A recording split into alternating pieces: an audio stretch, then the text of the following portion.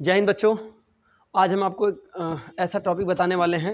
आज पढ़ाएंगे क्या, अब तो जो पढ़ा होगा तो एग्ज़ाम चल रहा है, आपको पता होगा अर्धवार्षिक एग्जाम चालू हो गए हैं। तो हम आपको एक ऐसी टॉपिक लेकर आए हैं जिससे आप पढ़ कर जाइएगा। 110% क्वेश्चन आपको मिलेंगे जरूर, पक्का है। क्योंकि बच्चा आप जानते हैं हम 4-5 साल से स्कूल से जुड़े हुए हैं, हम पढ़ाते हैं, हमारी अपनी संस्था है। जब उसमें पढ़ाते हैं तो हम देखते हैं बोर्ड का एग्जाम हुआ, चाहे अर्धवार्षिक हुआ, चाहे प्री बोर्ड एग्जाम हुआ, कहाँ से क्या पूछा जाता है ये हम अच्छी तरह से जानते हैं। तो हम बाबू वही क्वेश्चन लाए हैं, 2-4-10 क्वेश्चन ऐसे हैं जिसे आप कर लेंगे ना तो आप पक्का तो फेल तो नहीं होने वाले हैं, गारंटी मेरी है। अगर आपको इसमें से नहीं आया तो आप हमको कमेंट में जरूर गाली दीजिएगा, समझे। तो बाबू समझते हैं क्वेश्चन के बारे में, देखते हैं। बाबू आवर्त सारणी से पहले आप पढ़ लीजिएगा, समझिए कि नहीं। आवर्त सारणी जो होता है आपको पता होगा, उसमें आप SPDF आप पढ़े होंगे कि नहीं, ये सब पढ़े होंगे कि नहीं। S block, D block, P block, SPDF, F block, ये सारा चीज़ आपने पढ़ा होगा स्कूल में। क्योंकि बाबू समय तो नहीं है, इसके बाद जब भी बोर्ड का एग्जाम कराएंगे तो हमारा जो प्लेलिस्ट है उसमें आप जाइएगा तो उसमें आपको मिल जाएंगे क्या क्या क्वेश्चन बोर्ड के एग्जाम से बनते हैं। तो पहला आपको किससे पढ़ना है बाबू, देख लीजिएगा। आप पढ़े तो आप होंगे ही, पूरी उम्मीद है। एक बार आप देख लीजिएगा किससे आएगा, आवर्त सारणी से।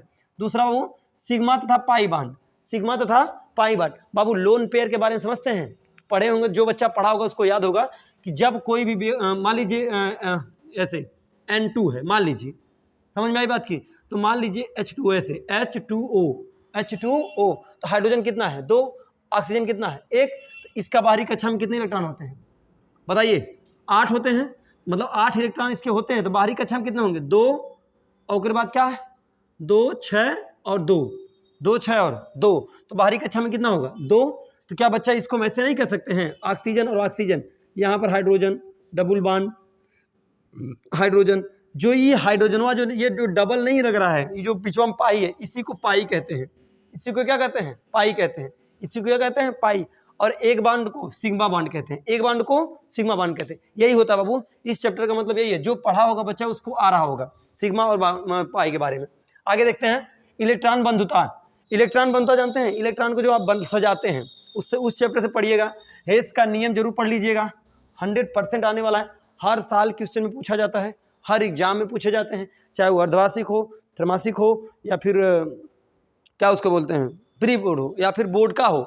ये क्लास 11th का है बाबू, क्लास 11th यानी 11 का है, ठीक है, क्लास 11 का है, कोई दिक्कत नहीं है बाबू। रदरफोर्ड की परमाणु मॉडल, ये बाबू ये सब समझना, इंटर का भी है, ये समझ लीजिएगा।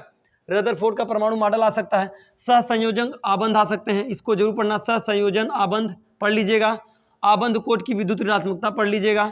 चुंबकीय क्वांटम संख्याएं पढ़ लीजिएगा। क्वांटम संख्या तो आप जानते ही होंगे भाई, आप लोगों ने पढ़ा होगा तो जाना होगा कि क्वांटम संख्याएं क्या होती है।